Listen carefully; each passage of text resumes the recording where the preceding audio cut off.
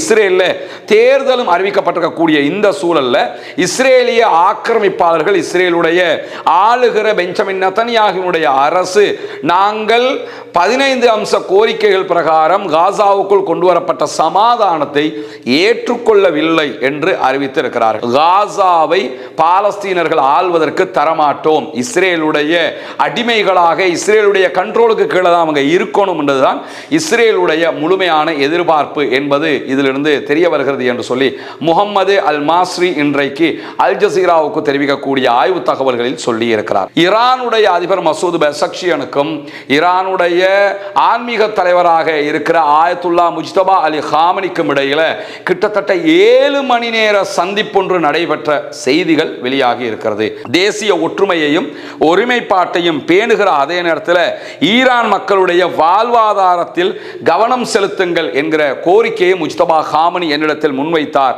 எனவே நாட்டை மிகச்சிறப்பாக வழிநடத்துவதற்கு நாங்கள் முயற்சித்துக் கொண்டிருக்கிறோம் என்கிற செய்திகளை இன்றைய நாளில் அந்த 7 மணி நேர பேச்சினுடைய சாராம்சமாக மசூத் பெசக்ஷியன் சொல்லி இருக்கிறார். ஜனநாயக கட்சியின் செனட்டர் கிறிஸ் மர்ஃபி வெளியிட்டிருக்கக்கூடிய செய்திகளில் தொடரும் சண்டைகளால வாஷிங்டன் தொடர்ந்து பலவீனப்படுகிறது, ஈரான் வலுவடைந்து கொண்டு வருகிறது என்கிற செய்தியையும் அவர் ஓப்பனாவே சொல்லியிருக்கிறார்.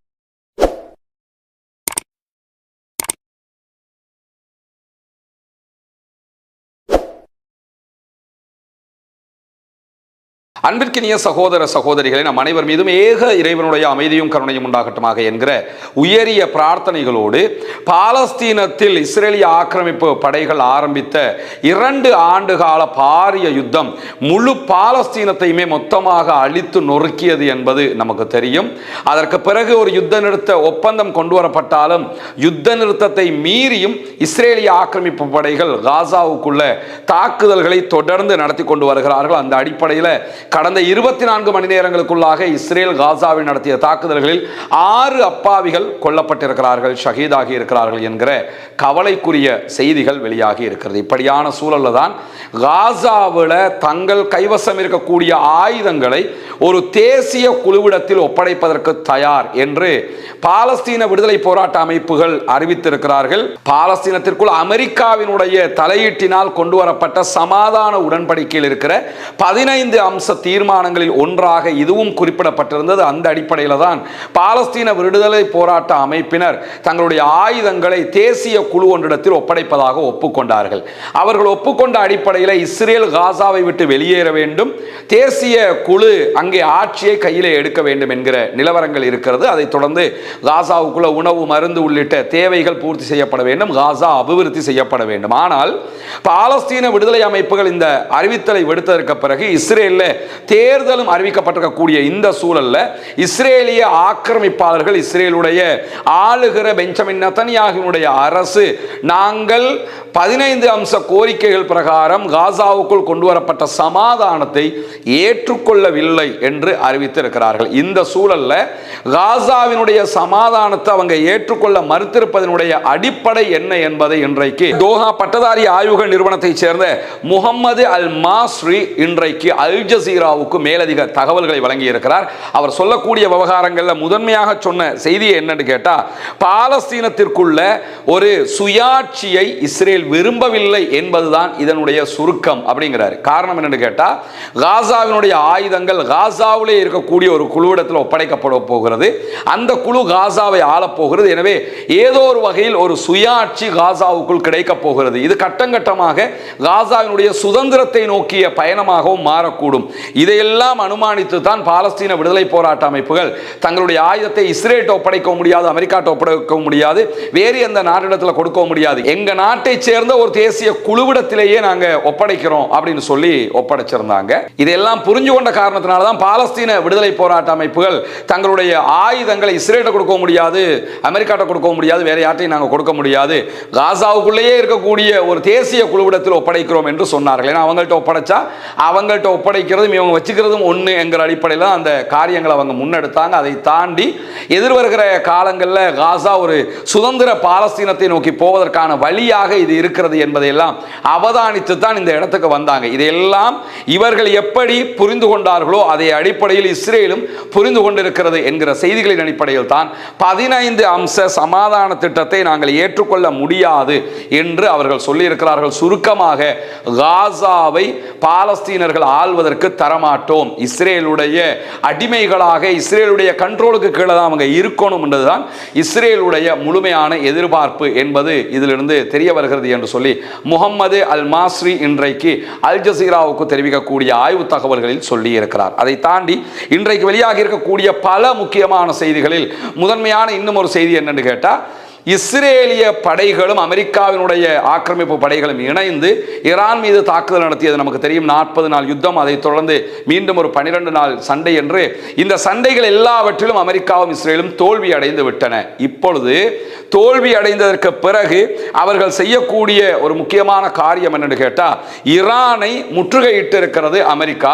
அமெரிக்காவினுடைய கிட்டத்தட்ட 19 மிக பாரிய யுத்த கப்பல்கள் ஈரானை முற்றுகையிட்டு இருக்கிறார்கள். இந்த கப்பல்களினூடாக இதுல பல விமானம் தாங்கி கப்பல்கள் இருக்கிறது, ஈரானோடு யுத்தத்திற்காக அனுப்பப்பட்ட கப்பல்கள். இதனைத் தொடர்ந்து அமெரிக்காவிலிருந்து அமெரிக்க படைகளுக்கு சொந்தமான USS ராஸ் என்கிற மிக பிரம்மாண்டமான விமானம் தாங்கி தாக்குதல் யுத்த கப்பலும் மத்திய கிழக்கை வந்தடைந்திருக்கிறது. இது ஈரானுக்கு எதிரான முற்றுகைக்காக வந்திருக்கிறது என்று சொல்லப்படுகிறது. ஈரானுக்கு எதிரான முற்றுகைக்காக ஆல்ரெடி பாரிய விமானம் தாங்கி கப்பல்கள் இருக்கிற போது இந்த கப்பலும் எதற்கு என்கிற கேள்விகள் இருக்கிறது. இந்த கப்பல்கள் வந்ததிலிருந்து மத்திய கிழக்கில் மீண்டும் ஒரு போர் பதற்றம் உருவாகி இருக்கிறது. மீண்டும் அமெரிக்காவுக்கும் ஈரானுக்கும் இடையில் ஒரு பாரிய யுத்தம் நிகழுமோ என்கிற அச்சங்கள் உருவாகி இருக்கக்கூடிய சூழல்ல ஆல்ரெடி ஹொர்முஸ் மூடப்பட்டிருக்கிறது, மறுபக்கம் ரெட் சீல பாபல் பந்தம் மூடப்பட்டிருக்கிறது. அரபு நாடுகளுக்கு பிசினஸ் பண்ண முடியாமல் உலக நாடுகள் எல்லாமே பெட்ரோல் விலை உயர்வால் தத்தளித்துக் கொண்டிருக்கக்கூடிய சூழல்ல இப்படியான செயல்பாடுகளை அமெரிக்கா தற்போது முன்னெடுக்க ஆரம்பித்திருக்கிறது. இந்த நிலையில தான் இன்றைக்கு ஈரானுடைய வெளிவிவகார அமைச்சின் ஊடக பேச்சாளர் இஸ்மாயில் பகாய் வெளியிட்டிருக்கக்கூடிய அறிவிப்புகள்ல பாகிஸ்தானிடம் இருந்து ஈரானுடைய சபாநாயகர், நாடாளுமன்ற சபாநாயகர் முகமது பாகர் கலீபாவுக்கும் அதே போன்று வெளியுறவு அமைச்சராக செயல்படுகிற ஃபாரின் மினிஸ்டர் அப்பாஸ் அராக்சி அவர்களுக்கும் அழைப்பு வந்திருக்கிறது. சமாதான பேச்சுவார்த்தைகளை மீண்டும் தொடங்குவதற்காக இஸ்லாமாபாத்துக்கு பேச்சுவார்த்தைக்கு வாருங்கள் என்று பாகிஸ்தான் அழைக்கிறது என்கிற செய்திகளை சொல்லியிருக்கிறார். சொல்லிவிட்டு மேலதிகமாக, ஆனால் அந்த பேச்சுவார்த்தைகளில் பங்கெடுப்பதா இல்லையா, பங்கெடுப்பதாக இருந்தால் எப்பொழுது பங்கெடுப்பது என்பது தொடர்பாக இன்னும் ஈரான் எந்த முடிவுகளையும் எடுக்கவில்லை என்பதையும் மேலதிகமாக சொல்லியிருக்கிற அதே நேரம் இன்றைக்கு பத்திரிகையாளர்கள் துருக்கி, சவுதி அரேபியா, பாகிஸ்தானுக்கு இடையிலான 3 நாடுகளுடைய ராணுவ ஒத்துழைப்பு மக்கா ஒப்பந்தம் தொடர்பாக ஈரானிடத்தில் கேள்வி எழுப்புகிற போது அதற்கும் ஈரானுடைய வெளிவிவகார அமைச்சின் ஊடக பேச்சாளராக இருக்கக்கூடிய இஸ்மாயில் பகாய் சொல்லுகிற நேரத்தில் அவரிடத்தில் கேள்வி கேட்கும் போதே இது ஒரு இஸ்லாமிக் நேட்டோ என்று அடையாளப்படுமா என்றும் கேட்டிருந்தார்கள். அதற்கு அவர் நேரடியாகவே என்ன பதில் சொன்னார்னு கேட்டா, ஆக்கிரமிப்பு நோக்கத்தை கொண்ட படைப்பிரிவுகள் அரபு நாடுகளுக்கு தேவையற்றது. தங்களை பாதுகாத்துக் கொள்ள, பிராந்தியங்களை பாதுகாத்துக் கொள்வதற்கு அரபு நாடுகள் இந்த மாதிரியான முயற்சிகளை செய்ய வேண்டும் என்கிற கருத்துப்படத்தான் சொல்லியிருக்கிறார். அவர்களுடைய ஒத்துழைப்பை அவர் டோட்டலாக நிராகரிக்கவில்லை. இதே நேரத்தில் நேட்டோ என்கிற அந்த வார்த்தைக்கு அவர் ஒரு பதிலை சூடாக கொடுத்திருப்பதாக நம்ம புரிய முடிகிற அதே நேரத்தில் இன்றைய நாள் ஈரானுடைய ஜனாதிபதி மசூத் பெஸக்ஷியன் தெஹரான் பல்கலைக்கழக மாணவர்களுக்கு மத்தியிலே உரையாற்றி இருந்தார். உரையாற்றும் போது நவீன வளர்ச்சிகள் தொடர்பாக எல்லாம் அவர் பேசியிருந்தார். பேசுகிற நேரத்தில் தான் ஈரான் மீதும் ஈரானுடைய திட்டங்கள் மீதும் ஈரானுடைய அப்பாவி பொதுமக்கள் மீதும் அமெரிக்காவும் இஸ்ரேலும் தாக்குதல்கள் நடத்துகிற போது செயற்கை நுண்ணறிவு AI தொழில்நுட்பத்தை பயன்படுத்தினார்கள். AI தொழில்நுட்பம் மூலமாகத்தான் நாம் பெருவாரியாக அளிக்கப்பட்டிருக்கிறோம் என்கிற செய்திகளை எல்லாம் பேசினார். பேசுகிற நேரத்தில் என்ன சொன்னார்னு கேட்டால், செயற்கை நுண்ணறிவு தகவல்கள், உளவு வலையமைப்புகள், கூலி படை இவர்களை எல்லாம் வைத்துக் கொண்டுதான் இந்த தாக்குதல்களை நடத்தினார்கள். இவர்களுடைய உள்நாட்டு பிரதிநிதிகளாக இருந்த அத்தனை பேரையுமே நாங்கள் தட்டி தூக்கிட்டோம், அரெஸ்ட் பண்ணிட்டோம். அதே நேரத்தில் நாங்கள் மேலதிகமாக ஒன்றன் பின் ஒன்றாக அவர்களுடைய இந்த AI மூலமாக நடத்திய தாக்குதல்கள் சூழ்ச்சிகளை கூட முறியடித்திருக்கிறோம் என்று சொல்லியிருக்கிறார். இதனூடாக ஈரான் தொழில்நுட்பத்தில் அமெரிக்காவின் தொழில்நுட்பத்தை முறியடிக்கிற அளவுக்கு பலம் வாய்ந்திருக்கிறது என்பதை மசூத் பெசக்ஷியன் இன்றைக்கு உலக மக்களுக்கு சொல்லியிருப்பது மட்டுமல்லாமல், ஈரான் நேற்றைய தினம் ஈரானுடைய அதிபர் மூலமாக ஒரு புதிய நியமனத்தை தன்னுடைய அரச கட்டமைப்புக்குள் சேர்த்திருக்கிறது. IRGC-யினுடைய முன்னாள் தலைமை தளபதியாக செயல்பட்ட மொஹ்சின் ரஸாயி என்கிறவரை ஈரானுடைய புதிய பாதுகாப்பு தலைவராக ஈரானுடைய அதிபர் மசூத் பெசக்ஷியன் நியமித்திருக்கிறார். மொஹ்சின் ரஸாயியை பொறுத்தவரையில் IRGC-யினுடைய முன்னாள் தலைவராக அவர் செயல்பட்டது மட்டுமல்லாமல் புரட்சிகர பாதுகாப்பு படை IRGC-க்கும் அதே போன்று அரசாங்கத்தினுடைய மத தலைவர்களுக்கு, அரசாங்கத்தில் ஈரானுக்குள்ள ரெண்டு விதமான கட்டமைப்பு இருக்குது. அரசியல் தலைவர்கள் ஒரு சாரார் இருக்கிறாங்க, மத தலைவர்கள் என்கிற ஒரு சாரார் இருக்கிறாங்க. இந்த மத தலைவர்களுக்கும் அரசியல் தலைவர்களுக்கும் இடையில ஒரு ஒருங்கிணைப்பாகவும் இதை பார்க்க முடிகிற அதே நேரத்தில் ஜனாதிபதிக்கும் IRGC-க்கும் இடையிலான ஒரு பாரிய ஒத்துழைப்பாகவும் இதை பார்க்க முடிகிறது. எது எப்படி போனாலும் ஈரானில் இருக்கக்கூடிய பல அரசியல் தலைவர்கள் IRGC-யினுடைய அதிகாரிகளாக இருந்து அரசியல்வாதிகளாக மாற்றம் பெற்றவர்கள் தான். அதில் மசூத் பெசக்ஷியன் மட்டும் கொஞ்சம் விதிவிலக்காக செயல்படுகிறவர், மற்ற எல்லோருமே இப்படியாக உருவாக்கப்பட்டவர்கள் தான். எனவே ஈரானுக்குள்ள கடும் போக்குவாதம் முற்றுகிறது என்கிற பார்வையும் சர்வதேச அளவில் இல்லாமல் இல்லை. ஏன்னா ராணுவ ரீதியாகவே முடிவெடுக்கிறவங்க பல பேர் முடிவெடுக்கக்கூடிய இடத்துக்கு வந்துட்டாங்க. எனவே அவங்க ராஜதந்திர ரீதியில் முடிவெடுக்க வாய்ப்பில்லை என்கிற பார்வைகளும் இருக்கிறது. இப்படியான ஒரு சூழல்ல தான் ஈரானுடைய அதிபர் மசூத் பெசக்ஷியனுக்கும் ஈரானுடைய ஆன்மீக தலைவராக இருக்கிற ஆயத்துல்லா முஜ்தபா அலி காமனிக்கும் இடையில கிட்டத்தட்ட 7 மணி நேர சந்திப்பொன்று நடைபெற்ற செய்திகள் வெளியாகி இருக்கிறது. ஈரானுடைய அதிபர் மசூத் பெசக்ஷியன் யுத்த காலத்தில் நேரடியாக முஜ்தபா காமனியை சந்திக்க முடியாமல் இருந்த நிலையில் தற்போது அந்த சந்திப்பு நிகழ்ந்திருப்பதாகவும், இந்த சந்திப்பு 7 மணி நேரங்கள் 7 ஹவர்ஸுக்கு நீடித்ததாகவும் நம்ம பார்க்க முடியும். அந்த அளவுக்கு ஒரு முக்கியத்துவம் வாய்ந்த செய்தியாக இந்த செய்திகள் குறிப்பிடப்படுகிற அதே நேரத்தில் இன்றைக்கு மேலதிகமாக அது தொடர்பாக வெளியாகி இருக்கக்கூடிய செய்திகளில் ஈரானுடைய அதிபர் முஜ்தபா காமனியோடு தான் சந்தித்தது தொடர்பாக பேசுகிற நேரத்தில் தேசிய ஒற்றுமையையும் ஒருமைப்பாட்டையும் பேணுகிற அதே நேரத்தில் ஈரான் மக்களுடைய வாழ்வாதாரத்தில் கவனம் செலுத்துங்கள் என்கிற கோரிக்கையை முஜ்தபா காமனி என்னிடத்தில் முன்வைத்தார்.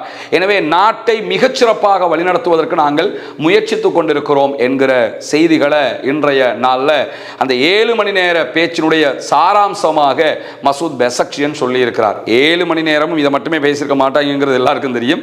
ஆனால் என்ன பேசணுங்கிறத வெளியில இவ்வளவுதான் சொல்லியிருக்கிறாங்க. எனவே பல கட்ட பல விவகாரங்கள் ஜனாதிபதிக்கும் ஆன்மீக தலைவருக்கும் இடையில பேசப்பட்டிருக்கும் என்பதிலே எந்த மாற்று கருத்தும் கிடையாது. இப்படியான சூழல்ல தான் ஓமான் கடற்பரப்பில் ரஷ்யாவினுடைய ஒரு எண்ணெய் கப்பல் வெடிப்பு ஏற்பட்டு எண்ணெய் பரவல் ஆரம்பித்திருக்கிறது என்கிற செய்திகள் வெளியாகி இருக்கிறது. தடைகளுக்குள்ளாகி இருக்கக்கூடிய ரஷ்யாவினுடைய கச்சா எண்ணெயை ஏற்றிக்கொண்டு செல்லக்கூடிய ஒரு கப்பல் இந்த பகுதிகளில் வெடிப்புக்குள்ளாகி இருக்கு. வெடிப்புக்கான காரணங்கள் சொல்லப்படாவிட்டாலும் சுமார் 390 சதுர கிலோமீட்டர் பரப்பளவில் எண்ணெய்கள் பரவிக்கொண்டிருக்கிறது. இவற்றை தடுத்து நிறுத்துவதற்கும் அந்த சூழல் விவகாரங்களை கையாளுவதற்கும் ஓமான் கடமைப்பட்டிருக்கிறது. அந்த காரியங்களை நாங்கள் ஈடுபட்டு வர்றோம் என்று சொல்லியிருக்காங்களே தவிர இந்த கப்பலில் வெடிப்பு ஏற்பட்டதற்கான காரணம் என்ன என்கிற தகவல்கள் இதுவரைக்கும் வெளியாகவில்லை. இந்த அடிப்படையோடு சேர்த்து இன்றைக்கு அமெரிக்காவினுடைய ஜனநாயக கட்சி செனட்டராக இருக்கக்கூடிய கிறிஸ் மர்ஃபி வெளியிட்டிருக்கக்கூடிய ஒரு முக்கியமான செய்தி வெளியாகி இருக்கிறது. என்ன செய்தி என்று கேட்டால், அமெரிக்க அதிபர் ஈரானோடு செய்த இந்த யுத்தத்தில் மொத்தமாக தோல்வி அடைந்திருக்கிறார் என்று சொல்லுகிறார் மர்ஃபி. ஏன்னா பொதுவாக அமெரிக்காவுக்குள்ள அமெரிக்காவோட எந்த கட்சியை சேர்ந்தவங்களாக இருந்தாலும் சரி, அமெரிக்கா ஒரு நாட்டின் மேலே படையெடுத்தா அதை வச்சு யுத்தத்தில் தோத்துட்டோங்கிற வார்த்தையை யாரும் பெரும்பாலும் பயன்படுத்த மாட்டாங்க. ஆனால் தற்போதைய நிலையில் ஓப்பனாகவே இந்த செய்திகள் பகிரப்படுவதை நம்ம பார்க்க முடியும். அந்த அடிப்படையில் தான் ஜனநாயக கட்சியின் செனட்டர் கிறிஸ் மர்ஃபி வெளியிட்டிருக்கக்கூடிய செய்திகளில் தொடரும் சண்டைகளால் வாஷிங்டன் தொடர்ந்து பலவீனப்படுகிறது, ஈரான் வலுவடைந்து கொண்டு வருகிறது என்கிற செய்தியையும் அவர் ஓப்பனாகவே சொல்லியிருக்கிறார். இந்த யுத்தத்தில் ஈரான் பலம் பெற்று வருகிறது, அமெரிக்கா பலவீனப்பட்டு வருகிறது. அதே நேரத்தில் யுத்தத்தை முடிவுக்கு கொண்டு வரணும், ஹார்முஸ் ஜலசந்தியை மீண்டும் திறக்கணும். ஒரு மோசமான ஒப்பந்தம் இதுக்கு வந்தா கூட அந்த ஒப்பந்தத்தையும் நான் ஆதரிக்க தயாராக இருக்கிறேன் அப்படிங்கிறார். ஏன்னா ஹார்முஸ் ஜலசந்தியை திறக்கணும், இந்த யுத்தத்தை முடிக்கணும், எந்தமாவது பண்ணி எப்படியாவது ஒரு ஒப்பந்தத்தை பண்ணி இதை முடிச்சிருங்க அப்படிங்கிற ரீதியாக அவர் இன்றைக்கு கருத்துக்களை சொல்லியிருப்பது மட்டுமல்லாமல் யுத்தம் முடிவுக்கு வர வேண்டும். ஏன்னா யுத்தம் தொடர்கிற ஒவ்வொரு நாளும் அமெரிக்கா தான் பலவீனம் பலவீனம் அடைந்து கொண்டிருக்கிறது. ஈரான் வலுவடைந்து கொண்டே இருக்கிறது. விலைகள், பொருட்களுடைய விலைகள் அமெரிக்காவில் கட்டுக்கடங்காமல் உயர்ந்துகிட்டு இருக்குது. அமெரிக்க மக்கள் தொடர்ந்து துன்பத்திற்கு ஆளாகிறார்கள். எனவே எப்படியாவது இந்த யுத்தத்தை முடிவுக்கு கொண்டு வருவதற்கு நான் முயற்சிப்பேன், என்ன ஒப்பந்தம் வந்தால் நான் கையை தூக்குவேன் அப்படிங்கிற ரீதியில் இன்றைக்கு கிறிஸ் மேர்வி, அமெரிக்காவினுடைய செனட்டர்களில் ஒருவராக இருக்கக்கூடியவரே, ஓப்பனாக அமெரிக்கா யுத்தத்தில் தோற்றுவிட்டது என்கிற செய்திகளை சொல்லியிருப்பதை நம்ம பார்க்க முடியும். இன்றைக்கு வெளியாகி இருக்கக்கூடிய மிக முக்கியமான செய்திகளுடைய தொகுப்பை தான் உங்களுக்கு மத்தியிலே கொண்டு வந்திருக்கிறோம். தொடர்ந்து இணைந்திருங்கள். ரஸ்மி பைசி நியூஸ் மற்றும் ரஸ்மி டாக்ஸ் ஆகிய 2 சேனல்களோடு வரக்கூடிய செய்திகளை உடனுக்குடன் உங்களோடு பகிர்ந்து கொள்வதற்கு தயாராக இருக்கிறோம். ஆக்கிரமிப்புகள் ஓய வேண்டும், ஆக்கிரமிப்பாளர்கள் ஓய வேண்டும் என்கிற உயரிய பிரார்த்தனைகளோடு ஆக்கிரமிப்பாளர்களுக்கு எதிராக தொடர்ந்தும் ஜனநாயக ரீதியாக குரல் எழுப்புவோமாக. அல்ஹம்துலில்லாஹி ரப்பில் ஆலமீன்.